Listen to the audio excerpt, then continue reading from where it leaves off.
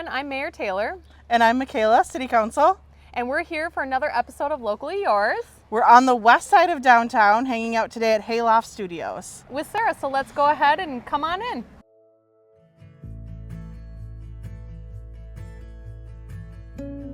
I'm Sarah Amundsen, owner and creative director at Hayloft Studios.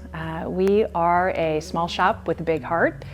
Our assortment is a combination of vintage items and new, and we are moving into a space where our tagline, which is Make Shop Gather, is creating the opportunity for the community to come in and not only shop a very fun and always evolving assortment, but the opportunity to come in and try out some new creative workshops that will hold upstairs in the loft, as well as some in-store events. So everything from an olive oil tasting to a fashion boutique trunk show, and ultimately the opportunity for people to come in and experience a gem of a building that was built in 1888, experience it from the inside out, and have some fun while they're doing it. Hey Sarah, let's talk a little bit about the history of this building. Let's do it. We drove around the Twin Cities. Delano, West St. Paul, and Chaska was the last place we stopped. And we drove up, I saw this building, and like they say, it had me at hello. It just blew me away. And so from there, it was figure out how we can obtain the building, and then quickly thereafter, started to make plans for renovation. So bought the building in 2010, moved towards plans for renovation. We completed it in 2016. Okay. And then in 2017, there was so much interest from the community coming in, looking through the windows, wondering what it was, that we organically moved into starting to rent the space out for social events. Okay. We did that up until about COVID, put that to bed, which was okay because it gave me an opportunity to reimagine and rethink really where I wanted it to go. So after spending over 25 years with a Fortune 50 company in retail, thought the best laid plan is to truly turn this into an experiential retail venue for this community.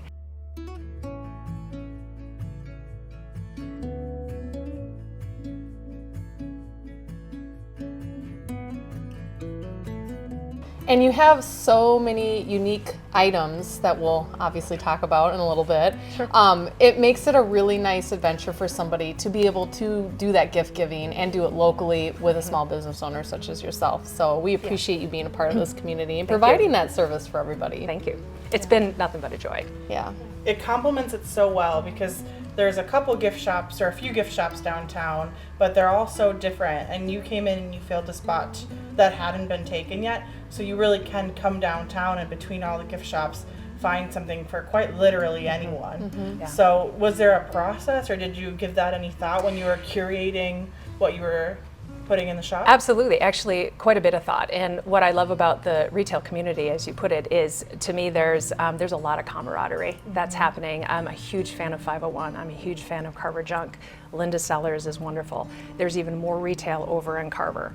And so as I think about creating a complement to that set of retailers that have a very diverse set of assortment outlay, but also hours and the communities they connect with, was the number one thing is differentiation, right? How do I continue to seek to find the things that I love, that I would either want to own in my own home or give as a gift, but then continue to search for things that are completely unique or quite honestly are not readily available in the area, to create a whole ecosystem or collection of items that would be fun to shop on a regular basis, but constantly evolving.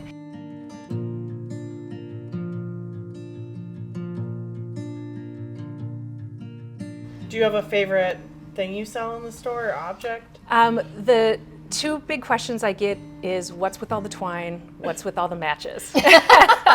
The twine is, I have a lot of it. So it's made by a company called Nutscene. I am looking for an actual canister of it. They're all over. Can I grab this? Yeah, absolutely. So this is one of many, but these folks hold the original patent on garden twine. And they are the ones that make the stuff that you buy at Home Depot. It's green twine you use in your garden. And it's green twine to go on green plants, so it's not seen. It's fun. seen, Sure. which I thought was, but they now have a number of fashion colors in a lot of different forms. And I think the packaging is beautiful. Yeah. You can craft with it, you can garden with it, you can wrap packages. And so a lot of people ask, why do you have it?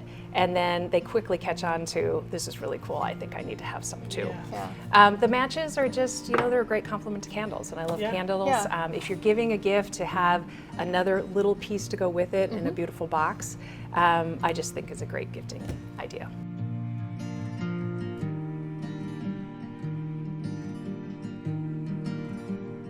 My goal was to make sure that if I'm going to enter into this community gracefully, is that anyone can buy a gift here, from $1 to $300. And so when you think about gifting and household budgets, either you're buying something out of passion because you found it and it resonates and you have to have it, to I'm going to a housewarming and I have to bring something, right? Like it's soup to nuts. You should be able to find something at any price point that's beautiful, that you're excited to give. And what I want to make sure is when you walk out the door, you have a package that is ready to give and you don't have to go home and do more. Beyond the retail, we also want to be an inspiration company. We want to build creativity, not for creative people, for all people, because everybody is creative, it's just problem solving. And a lot of times people are just coming in and they're processing. They're looking at the product, they're wandering around, they're enjoying the music, they're talking to other people in the community, they're having fun. And regardless of whether or not they leave with something, they've had a great experience. I love hearing about the why behind your business, because that is what is important, and I think that's what separates ordinary businesses from extraordinary businesses, is that you really have honed in on what your why is, and you put that into everything that you do. So we're upstairs in this beautiful Hayloft space, and tell us about some of your goals for this space and for your business. Yeah, absolutely. So Hayloft Studios, which comes from the notion of we're in a barn, they typically have lofts, is a place where you can make things, you can shop, and you can gather. And so the upstairs, what we're moving towards, slowly but surely, is this notion that we can have creative workshops, ranging from watercolor to flower classes to sourdough starters. Great place for the community to come in, gather at a small class level. It is not about having, a master's degree in knitting basics. It's about coming in, working with your hands, and having some fun while you do it. So we've got a couple of different spaces here. We're working towards putting together the curriculum, allowing people to see the list of classes online, sign up, and be able to come in and have some fun.